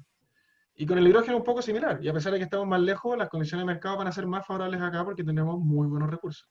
Entonces, un número, ponte tú, para que le explote la cabeza, los mejores factores de planta eólicos del mundo están en el Mar del Norte de Europa, o al menos de los que se hayan explotado hasta hoy día. Sí, Son factores sí. que llegan al 75, 80%, pero estos son factores, lo que se llama offshore, o sea, 20 kilómetros hacia adentro del mar. En el Mar del Norte, claro. Exacto, y ponen las turbinas en la mitad del mar y tenéis que hacer unas fundaciones enormes y ponerle anclaje o flotadores, proyectos carísimos. En Chile tú puedes llegar a ese mismo factor de planta en Magallanes en la tierra. Y eso es un factor que te da vuelta totalmente cualquier evaluación de un proyecto. Porque la turbina te va a costar la mitad instalarla acá que allá. Ahora, hasta hoy día en Magallanes no hay consumo eléctrico, la red es muy chiquitita, como el ministro lo mencionó, ni siquiera se menciona mucho en las presentaciones, porque la red de Magallanes, la ISA la conoce, es una ciudad y un par de industrias. Es muy chica, entonces no había forma de aprovechar esa energía. Pero el hidrógeno te ofrece una alternativa de aprovecharla en una molécula que tú pones en un barco físicamente, sin un cable, y te la llevas a otro lado. Entonces, es una vuelta larga para la pregunta 1. La pregunta 2 es más rápida, que es la electromovilidad. Y ahí nuestra apuesta, que va a estar reflejada en la estrategia, pero en resumen es bien simple, y es decir que esperamos que el hidrógeno ingrese en aquellos segmentos del transporte en los que va a ser competitivo. Y esos, en nuestra visión y en los análisis que hemos hecho, son los del transporte pesado, que es el transporte minero, el transporte de carga en ruta de alto tonelaje y los buses interurbanos de larga distancia. Porque en esas aplicaciones, lo que se ve hoy día, quizás el desarrollo tecnológico te sorprende después, pero las baterías no son una solución óptima, pues son muy pesadas. No tienen suficiente densidad energética, volviendo al tema que hablamos antes, eh, para darte esa autonomía y ese kilometraje necesario para recorrer esa distancia o para mover esa carga. El hidrógeno sí te lo da. Obviamente hay un desafío tecnológico porque tienes que diseñar el camión y construirlo, porque hoy día no existen. Y ahí Chile, de hecho, ha hecho una apuesta tecnológica y Corfo está financiando 2 consorcios de desarrollo de tecnología de uso de hidrógeno en la minería. Uno para camiones mineros y otro para cargadores frontales de la minería. Entonces ahí Chile se está moviendo y está liderando. Y el tercero, que era la economía política, yo tengo literalmente en mi oficina un mapa de actores. No se lo voy a mostrar porque es políticamente incorrecto. Pero tenemos un poco pensado cómo se alinean los intereses de cada uno. Yo creo que eso es clave y esa forma de pensar te permite hacer que las cosas pasen. Entender que todo el mundo se mueve por intereses, tanto las personas como las organizaciones, es ser súper pragmático y es entender que así funciona la mente humana y hay que reconocerlo y saber lidiar con eso. Y al menos en el tema del hidrógeno, la grata sorpresa que hemos tenido es que al menos en Chile, casi todos los grupos de interés se han un poco alineado en torno a esto. Tenemos diferencias en un montón de temas con un montón de grupos, en particular, por ejemplo, en qué tan rápido tiene que entrar, en qué tantos costos asume cada uno, eso pasa mucho, pero al menos todos detectan que esto es algo necesario. La minería, el gremio del gas, los gremios de la electricidad, e incluso los gremios de los combustibles, que tú decís, oye, esto va a reemplazar el petróleo. Obviamente COPEC debería estar en contra de esto. Y para nada, COPEC creó una unidad que se llama Nuevas Energías y están viendo cómo ellos van a vender hidrógeno en las bombas de benzina a los camiones. Entonces, en Chile se ha dado de que todo el mundo está viendo esto como una nueva oportunidad de negocio y por otra parte, como una nueva oportunidad para hacer la política climática que necesitamos hacer. Eso ha pasado acá, al menos hasta ahora. Obviamente, cuando esto se empieza a desarrollar y haya plata sobre la mesa y la gente empiece a perder o a ganar ya en concreto, puede que las cosas cambien. Ahí aparecerá el lobby feroz. Puede ser. Al menos hasta ahora ha habido una alineación de intereses bien interesante y que nosotros estamos tratando de capitalizar lo antes posible para echar a andar esto rápido antes de que cualquiera se arrepienta. Pero yo creo que es un poco por factores estructurales, entonces no me imagino tanto cambio en un futuro.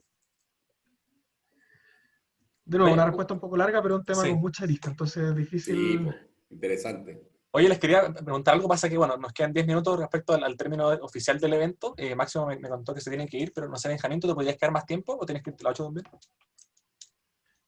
No, me puedo quedar un rato más, sí.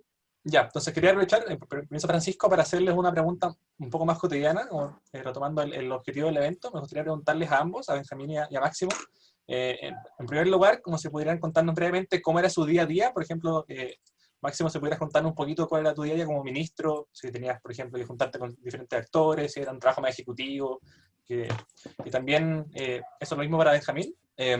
Y también la otra pregunta anexa a esa es, pensando que somos estudiantes que aún no trabajamos quizás más allá de una práctica profesional, ambos ustedes, mirando para atrás, ¿qué competencias sienten que hubiera sido desarrollar más al momento de estar en la universidad, de forma de estar mejor preparados para poder trabajar en el sector público?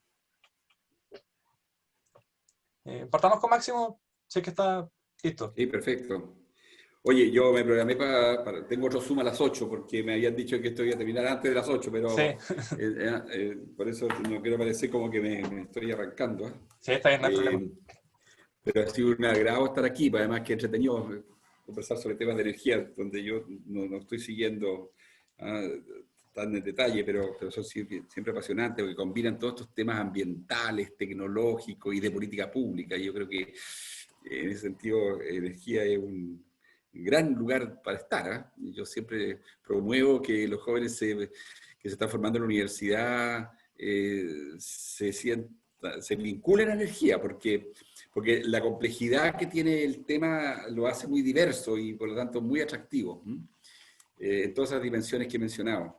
Gran espacio para la política pública, toca temas ambientales de manera muy directa, tienen que ver con la modernidad y tiene que ver, digamos, con el medio ambiente y la tecnología. Entonces, bueno, pero quiero responder la pregunta que tú me haces, Javier. Mira, bueno, yo era ministro y puedo decir que siempre me he considerado desde que partí trabajando, que fue como a los 16 años, me he considerado una persona que es un trabajador de trabajo duro. Siempre he trabajado mucho, siempre me he considerado muy trabajador.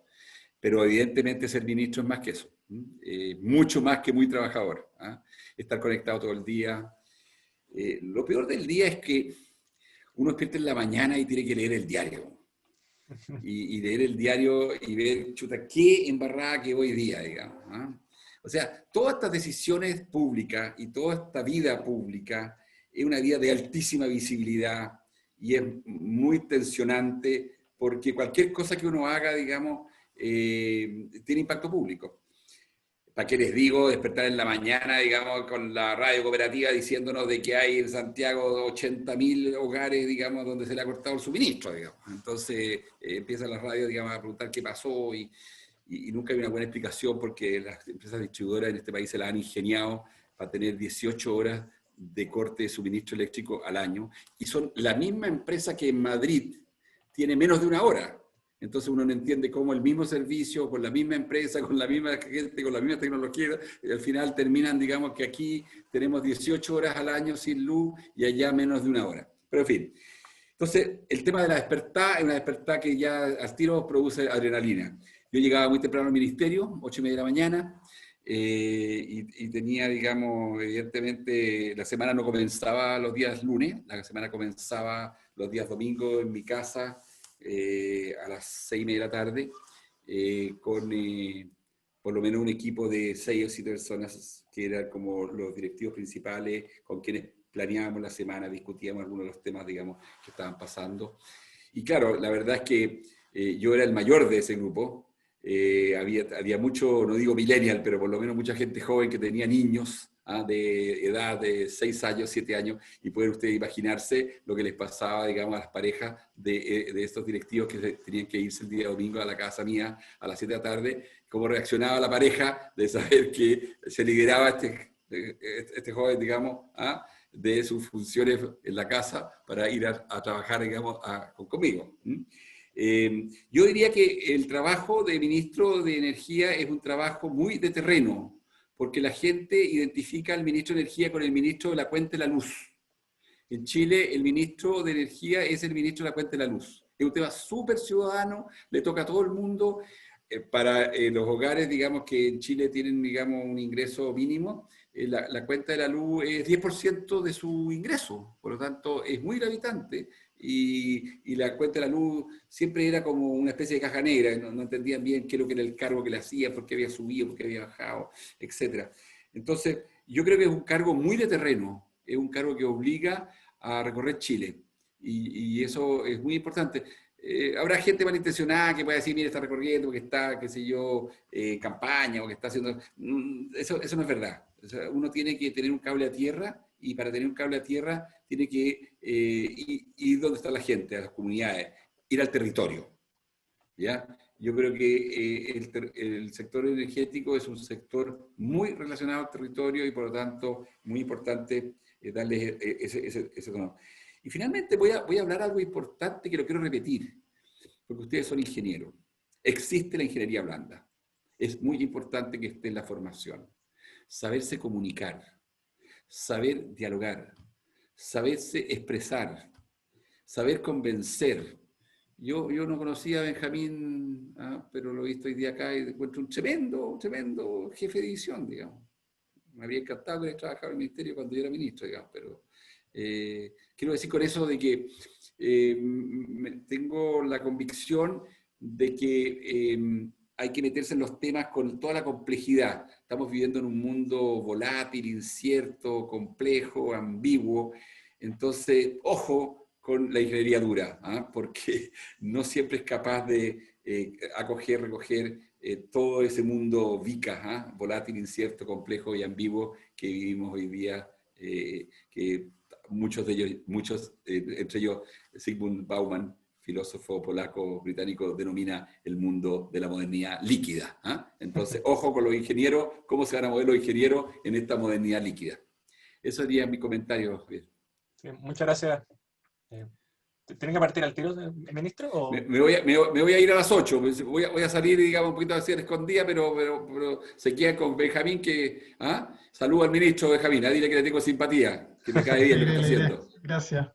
Javier, yo quería decir que quizás aprovechen al que está el ministro hasta que se vaya con alguna última pregunta, y después yo me quedo 10 minutos más y vemos mis preguntas y cerramos. Hagamos eso, me parece buena idea. Porque hay que Francisco... Oye, la gente, Benjamín, no te corras, mira, la gente está interesada en ti, no en mí. Claramente se demostró en la conversación, mucho aquí, digamos, interés por el hidrógeno, que yo comparto. No, pero evidentemente nos complementamos. Al final, hablé con Gonzalo Muñoz, que es el champion de la Copa hace un tiempo, y me decía algo súper interesante, que estar en el puesto de ministro, o en el caso de él, el del champion, es como estar en la cabina del piloto de un avión que es enorme, y uno ve cómo todo va pasando debajo de él, y uno va piloteando y navegando un poco esa cuestión. Entonces esa visión desde arriba de la institución, yo creo que es algo irreemplazable que uno puede comunicarle a gente que está recién saliendo de la universidad.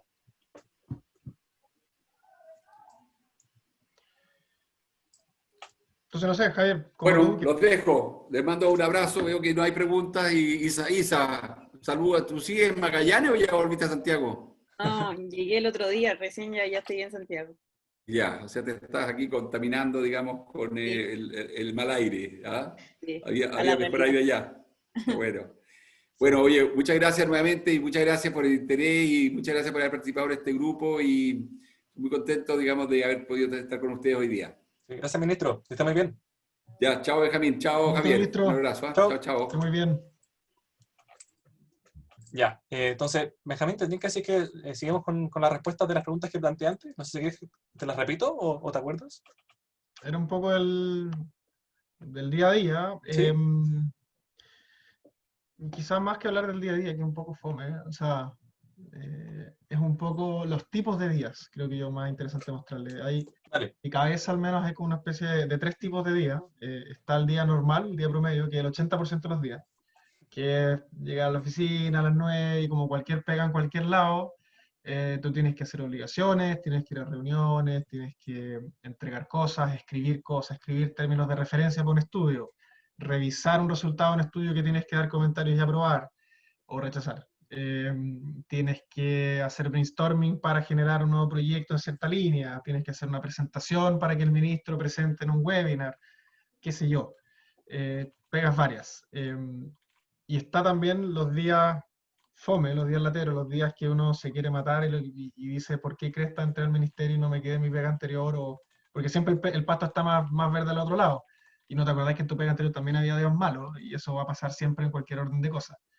Y en esos días son los días que tú tenés que luchar contra la inercia del ministerio, contra la gente que no está ni ahí con hacer nada, contra las reglas y la inercia burocrática que te traba las manos, o trabajar simplemente con gente penca, como en cualquier pega, en cualquier lado, el ministerio, así como en empresa, van a trabajar con gente latera, gente que quiere sacar la vuelta, gente que hace las cosas mal, gente que no le importa mucho el producto ni el cliente, que en el caso de una empresa puede ser un cliente particular, y en el caso del ministerio, nuestro cliente es la ciudadanía. Y damos un servicio a la ciudadanía porque nuestros sueldos se pagan con los impuestos de la ciudadanía. Y hay que tener eso en mente. Y por favor no malinterpreten de que sea un clientelismo como de mercado, sino que es un cliente en el sentido que tienes que tener la empatía a sus necesidades y trabajar todos los días por resolver los dolores de la ciudadanía. Ciertos dolores van a ser súper evidentes, como decía el ministro, se te cortó la luz, y hay un equipo que está encargado de seguridad y de emergencia, y hay necesidades que no son tan evidentes, que es, oye, necesitamos tener mejor disponibilidad, un ejemplo súper concreto, de GLP en las regiones del sur, porque con GLP se pueden calefaccionar con menos daño a la salud que con leña, por ejemplo. Y eso quizás no es un dolor evidente a las personas, pero es un dolor que tú puedes ayudar a solucionar. Y los terceros días son, no sé, quizás el 5% de los días, pero que hacen que valga la pena, que son los días de adrenalina, en que estáis catalizando cambios, en que estáis haciendo cosas que tú decís, me voy a acordar de esto después de que salga el ministerio. Y estar en un ministerio es súper interesante porque la charla era un poco de servicio público, y éramos 2 personas al ministerio, pero el servicio público es enorme. Hay 400.000 personas en Chile que trabajan en el servicio público, que va desde la CONAF hasta ministerio, o municipalidades, o agencias administradoras. Hay todo un mundo. Y los ministerios tienen algo súper interesante, que es que a pesar de que no estáis al lado de la gente y no estáis dando un servicio súper tangible, como, no sé, por un consultorio, en que es evidente el servicio que tú estáis dando, acá tú estás tomando decisiones que afectan a millones, y que afectan al país, que afectan la economía. Como decía el ministro, son cosas que salen en las noticias, diciéndolo súper coloquialmente, ¿cachai? Pero lo que nosotros hagamos o dejemos de hacer tiene un impacto súper significativo en mucha gente, y algo tan simple como escribir un proyecto de ley, que es escribir un Word 5 líneas, puede en verdad, en cascada, causar cambios enormes, para bien o para mal, obviamente. Ojalá bien, si es que uno lo hace bien. Y esos son los días interesantes en que uno siente adrenalina y dice, mira, está entretenida esta cosa, y decidís quedarte. Es un poco el día a día. Sí. Y la otra pregunta que tenía para ti, Benjamín, es, bueno, considerando que tú eres también ingeniero UC y saliste hace poco, ¿qué sientes que mirando para atrás hubiera sido bueno como una competencia, una habilidad, haberla desarrollado más, pensando en que hubiera sido para ti más fácil o mejor el trabajo ahora en el sector público? Buena pregunta. Quizá entender más de economía política, quizá en términos un poco más de fundamento, más de teoría, más de entender esas visiones. Yo creo que por suerte yo me involucré en hartas actividades que me dieron habilidades que me han servido montones, como el CAI, como, no sé, trabajo voluntario, tutoría, lo que tú queráis. Y en esas fui adquiriendo ciertas habilidades que me han servido ahora, de comunicación, empatía, liderazgo, organización, atención a los detalles. Sí, quizás un poco más de interacción con este otro mundo que comentaba el ministro. Al final tú trabajas en un ministerio, no trabajas con puro ingeniero. El Ministerio de Energía da la casualidad que sí, porque son muchos ingenieros civiles en especial, porque es un ministerio general súper técnico. Pero te toca trabajar con geógrafos, con, no sé, trabajadores sociales, y ese diálogo muchas veces no es tan simple porque no hay un lenguaje tan común, porque nosotros hablamos en lenguaje ingeniería y ellos hablan en el lenguaje, da lo mismo, ciencia política o el lenguaje biología. Eh, y, y yo creo que siempre tener experiencias en esos otros campos en la universidad te ayuda a poder tender esos puentes entre las disciplinas. Así, pero estoy hablando bien en abstracto, ¿cachai? No tan práctico. Muchas gracias, súper. Francisco tenía una pregunta, no, pero ahora justo ahí está, ya. Sí, es que fui a bajar las cortinas. Dale. No, algo bien cortito, Benja. Quería saber si podías compartir algún contacto tuyo para poder hacerte un par de preguntas adicionales y no quitarte más tiempo acá. Obvio, encantado. Te mando el mail por el chat. Gracias. Perdón, no he visto esta pregunta. Jennifer pregunta a Benjamín que quisiera saber qué te lleva al ministerio. ¿Cómo llegaste a trabajar en el ministerio? Buena pregunta. Ah, espérate, que hay dos preguntas, Jennifer. ¿Te refieres a cómo llegué o en el fondo por qué llegué? Que entre uno se refiere a los dos. Ambas, en verdad. Ambos, ya. Camino para llegar al Ya. ministerio. Mira, en lo práctico, súper simple. Yo trabajaba antes en una empresa consultora que se llama Inodú, y ahí uno de los consultores con los que yo trabajaba había sido jefe de división del primer gobierno de Sebastián Piñera, y ahora, en este segundo gobierno, lo invitaron a ser jefe de división también. Entre medio, fue cuando hubo un cambio de jefe, lo invitaron a volver, y después de que él llegó, me llamó y me invitó a irme a él, a su equipo, porque justo se había abierto un cupo. Entonces, ¿cómo llegué? Pucha, logísticamente es súper simple porque conocí a una persona que me recomendó para un proceso y calzaba perfecto en el perfil. Entonces, suerte. Ahora, tampoco malinterpretar de que es suerte aleatoria. En el fondo es suerte porque yo también trabajaba en el rubro, me interesaba y le había hecho saber a él que me gustaba el sector público antes de que él se fuera. Entonces también, si bien en la vida uno subestima el rol de la suerte, yo creo que la suerte rige gran parte de nuestra vida y nosotros no queremos admitirlo nomás. Sí es importante que si a ustedes les gusta esto, lo hagan saber, trabajen por ello, se metan en los temas, y ponte tú en la consultoría que yo trabajaba, no hacía solamente consultoría para empresas, sino que hacía mucha consultoría para el gobierno, para el Ministerio de Energía, de hecho. Entonces, si es un tema que les interesa, involúcrense de alguna forma. No necesariamente tenéis que entrar directo a un ministerio, pero puedes entrar a un think tank, puedes entrar a una asociación gremial, puedes entrar a una ONG que tenga un foco de trabajo público, y empresas también. Y un poco el por qué siempre me ha interesado el servicio público. En mi caso, yo decidí no ingresar directamente al servicio público porque quise adquirir herramientas y capacidades del sector privado que yo pudiese después llevar al sector público. Esa fue mi decisión al salir de la U. Creo que lo he hecho, entonces estoy muy satisfecho con ese camino y lo recomiendo. Veo mucha gente, compañeros míos del trabajo, que es su primera pega. De hecho, la persona que tengo debajo mío es su primera pega, y se nota claramente. O sea, hay una diferencia abismal entre tener 2 años de experiencia en el sector privado y entrar directamente al sector público, incluso con los mismos años de experiencia. Porque te da un ritmo muy distinto, te da una forma de enfrentar los problemas muy distinta, y te da un poco una plasticidad mental. Esa es mi visión por la gente que me ha tocado trabajar en el ministerio. Y no, siempre me había interesado, en el fondo, estar ahí donde se tomen las decisiones y donde tenga el poder de hacer cambios. Súper simple, era eso. Puedes hacerlo en una empresa también, no me malinterprete, pero en el ministerio yo creo que ese poder es muy grande.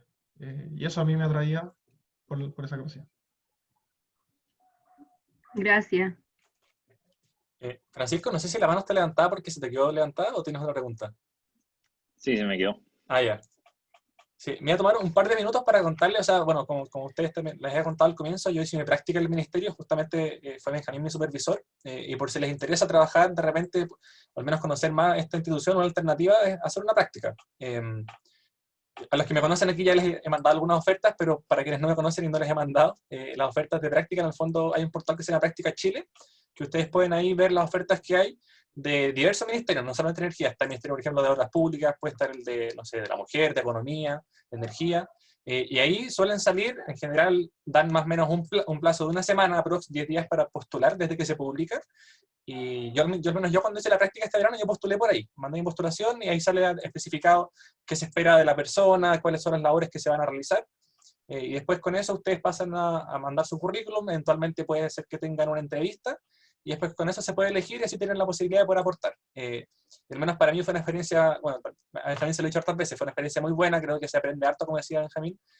Si bien donde yo trabajé era un área de muchos ingenieros e ingenieras, había una persona que creo que estudió economía, si no estoy mal, alguien era administrador público, pero igual también me tocó, por ejemplo, compartir con gente del área ambiental, que yo siendo eléctrico aprendí harto de eso porque yo de repente veía las cosas de una forma, pero ellos me hacían verlas algunos temas de forma distinta. Entonces ya creo que hay una gran oportunidad en aprender de trabajo conjunto, tanto con otras disciplinas como también con otras áreas de la misma disciplina, que en nuestro caso es la ingeniería. Entonces, Yo recomiendo un montón si les interesa, y yo no sé si, Benjamín, quizás puedes contar si es que habrá opción de hacer trabajo de titulación. Al menos prácticas sí existe, no sé si quizás trabajo de título, que es como un proyecto de 4 meses, pero al menos si les interesa, una práctica es una muy buena opción en caso que aún no la hagan. Sí, en la práctica, valga la redundancia, este es un muy mal año para salir a buscar pega en el sector público, el próximo también, porque por las crisis se han recortado los presupuestos brutalmente y no se puede contratar gente, bajo excepciones muy puntuales que se pueden dar. Entonces, si alguno de ustedes egresa este año o el próximo, es una mala noticia, pero es mejor que lo sepan al tiro y decidan en torno a eso. En términos de práctica, como decía Javier, siempre se en práctica, y encantado que si alguno está súper motivado me mande un currículum y yo lo tenga a mano por si acaso.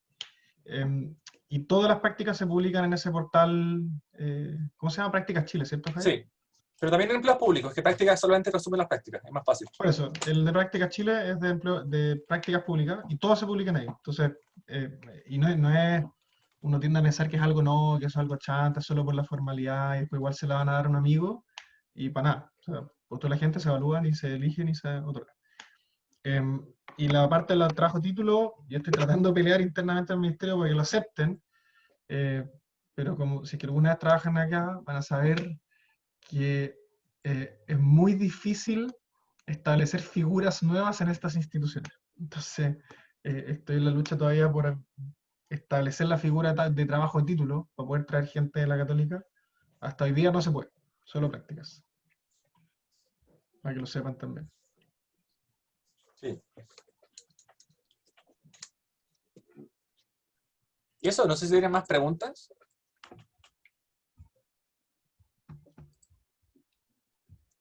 Ya, entonces, ¿te tinca, Benjamín, si das unas palabras de cierre? Y Yo después tengo yo... una perdón, pregunta Catalina. muy chiquitita, pero es más que nada por curiosidad, si es que está evaluado como la energía nuclear en Chile. Es una duda nomás. Si me lo podría responder Sí. o no se ha ahondado mucho en el tema. Se han dado montones, ¿eh? De hecho, hay una Comisión Chilena de Energía Nuclear que tiene como 40 años o 50 años de operación, 40 años. De hecho, tenemos 2 reactores nucleares, uno no opera, son súper chiquititos, pero los tenemos. Se ha evaluado montones de veces y hay un grupo de expertos que abogan mucho por la energía nuclear.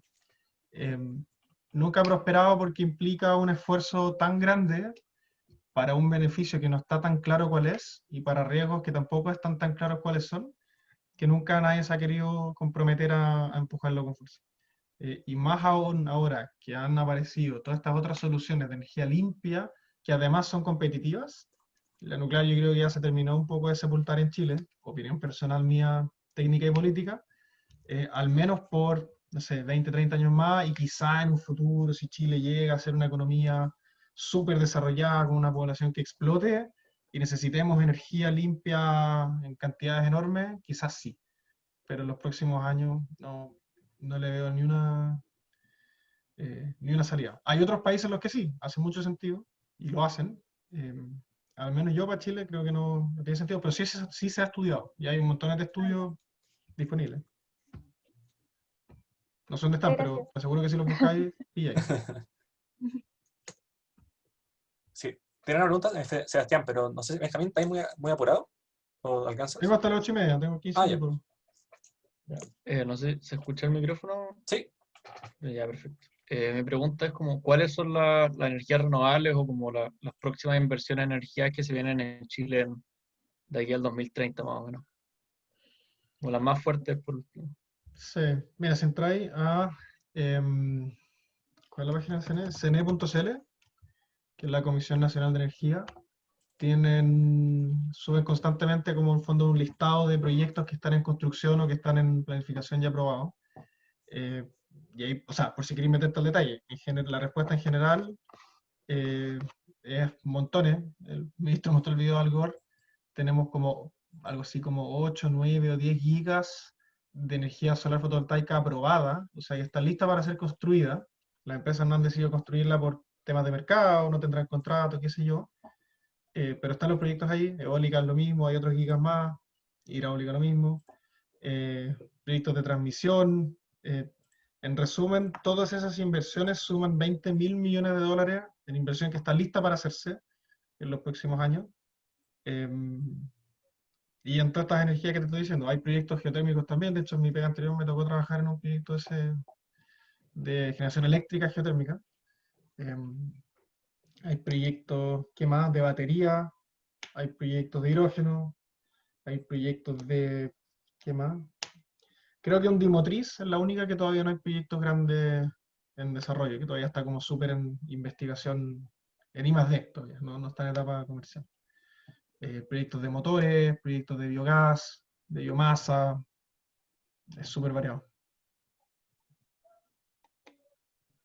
Básicamente de todo. No, un sector interesante para meterse si quieren entrar. Y yo creo que lo interesante es que en Chile estamos viendo cosas que en otros lados todavía no se ven o se están recién viendo. Entonces tienes como la oportunidad también de exportar ese conocimiento.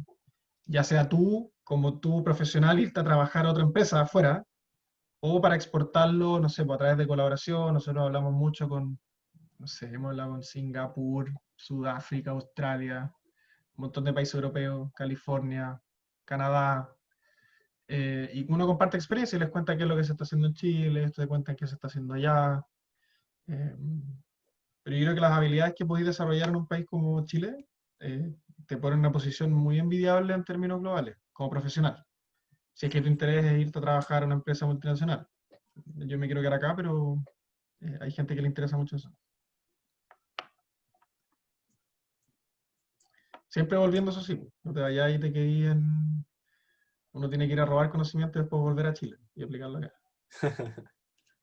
Varios profesores de la universidad se van por un par de años y después vuelven. Sí. Obviamente es el doctorado, después vuelven. Sí.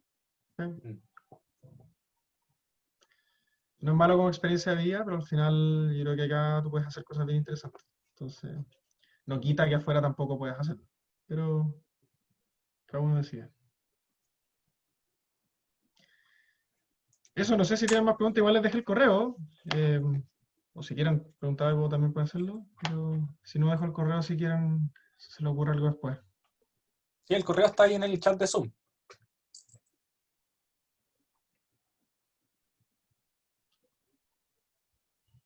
Si no, yo creo que estamos. Oye, yo tengo una pregunta más, si es que nadie más tiene dudas. Como no sé si te manejas. Sí. Bueno, voy nomás entonces. Si te manejas más o menos como cuáles son otros países que están también las mismas de Chile, como investigando harto acerca de energías renovables, cómo podemos cambiar la materia energética. ¿Son más bien varios o son pocos? Porque no son los típicos como uno piensa, como en Alemania, es un país que es súper conocido como por invertir mucho en energías renovables, pero que otros países están en la misma movida o una parecida. Varios. Depende un poco en qué queréis fijarte, pero California es un claro ejemplo. Y California, yo hablo de California porque California es un país. Porque es como ¿cuánto es la séptima, octava economía del mundo? Sí.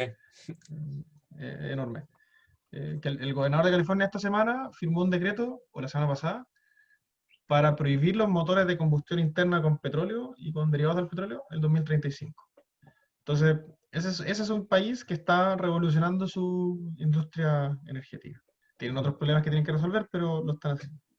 En Europa está lleno. Gran Bretaña es un caso que a veces pasa un poco piola, porque no es tan publicitado como Alemania. Pero si tú miráis información, datos de Gran Bretaña, es brutal el cambio que han sufrido en los últimos años. Y hacia dónde van también. ¿Quién más? Singapur. Singapur es una ciudad-estado en el sudeste asiático. Súper chico físicamente, pero tiene una economía bien interesante. Y también se comprometieron a hacer carbono neutrales al 2050. Y también eso implica imagínate que Singapur es una ciudad-estado. O sea, Singapur no tiene un desierto donde poner paneles solares, sino que tiene que de alguna forma limpiar todo su proceso con energía importada o con generación en su ciudad, que es sinónimo del país en su caso. Y eso significa poner paneles solares en los techos de los edificios, en las paredes de los edificios, poner aerogeneradores encima de los edificios. Entonces, en ese tipo de cosas están pensando, y es algo totalmente distinto a Alemania. ¿Cachai? ¿Qué otro ejemplo interesante? China. Uno siempre piensa en China como el malo de la película, porque Estados Unidos te lo pinta así en el discurso. China también tiene una política climática súper fuerte. Y si tú miras los gráficos, sí, evidentemente los últimos años han contaminado como enfermos porque es una economía que ha crecido muy rápido, con tecnología muy baja. Pero hoy día que están adquiriendo más tecnología y desarrollándola, están realmente transformando su matriz. En China hay más concentración solar de potencia que en todo el mundo, juntos. Más que España, más que Chile, más que el país que tú crees. Energía solar, creo que, no sé si son el 1 o el 2. Entonces, ese es otro país súper interesante para ir siguiendo. Y quizá otro país que podría mirar es Japón también. Tiene una política climática interesante. Y de nuevo, Japón tiene todo el problema de que no tiene suficientes recursos naturales dentro de la isla. Y que tiene que importar de alguna forma energía limpia. Y eso te lleva de vuelta al hidrógeno y entonces bueno. Quizás son como una pincelada de países variados. Quizás el mayor faltante acá es África, que hasta ahora ha estado súper preocupada de otras cosas. Entonces, como que ha faltado un poco del debate de la discusión climática. Gracias, Benjamín.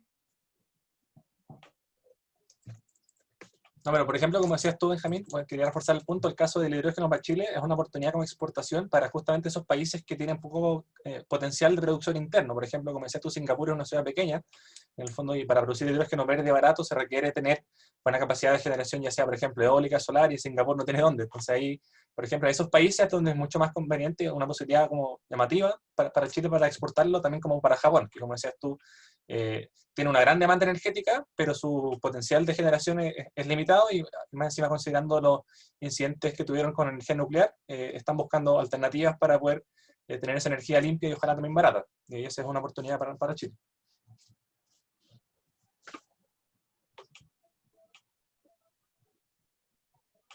Eso no sé, ¿tiene más preguntas? Si no, pasamos a un cierre antes de culminar la actividad.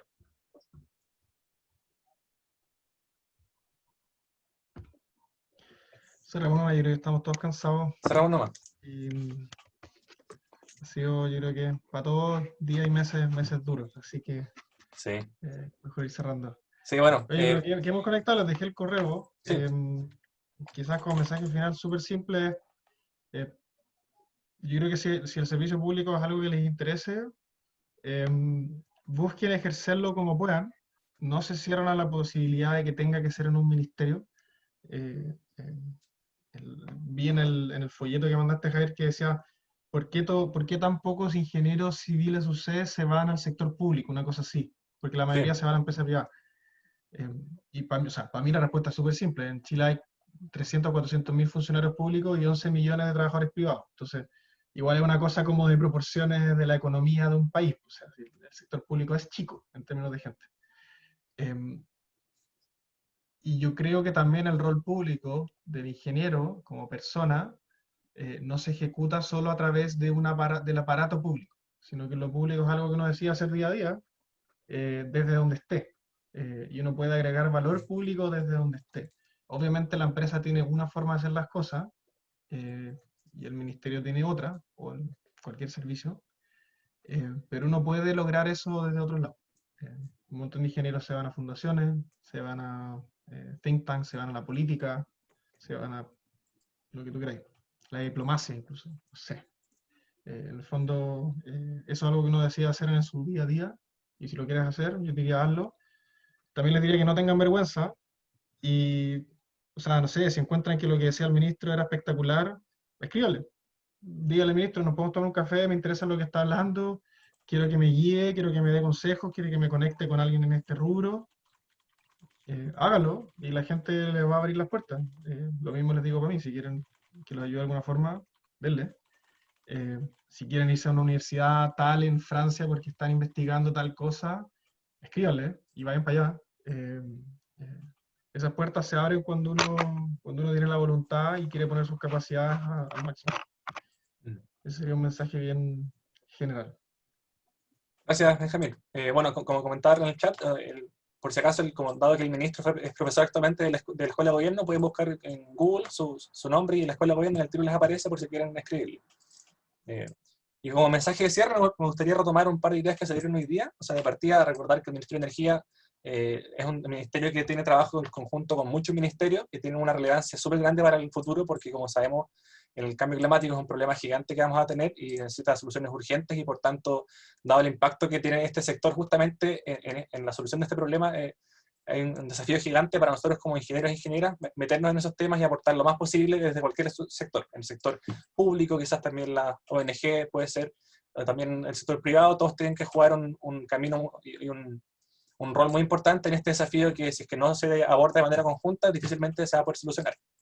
También quería tomar un punto que tocó el ministro, que es esto de la ingeniería política, ingeniería blanda, que yo les incentivo harto a que, hablando ya como casi exalumno, estoy ya por salir pronto, espero, que participen en eventos, en proyectos sociales, participen en instancias de política, por ejemplo, hagan proyectos, porque de verdad que, si bien el ingeniero quizás está como por base definido por conocimiento que sea más técnico, yo creo que al final el trabajo del ingeniero es generar cambios, como decía Benjamín, hacer que las cosas pasen, y para eso se requieren herramientas y competencias que van mucho más allá de las matemáticas. Por tanto, es muy importante que, sobre todo, como mencionaba el ministro, para trabajos que son más de política, que tengamos esa sensibilidad de llevar equipos, poder convencer a personas, poder comunicarnos bien, y por tanto ahí puede ser una gran oportunidad para tener un desarrollo personal y también profesional.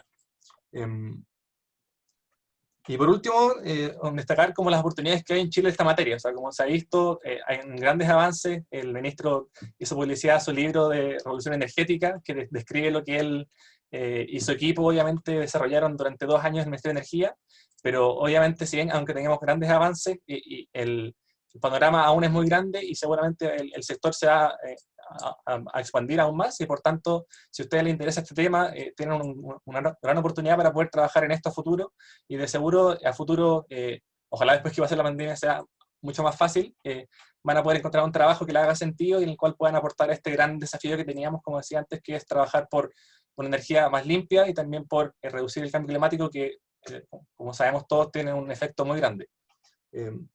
Así que eso, como decía mal al comienzo, vamos a después subir esta charla al CAI TV en YouTube.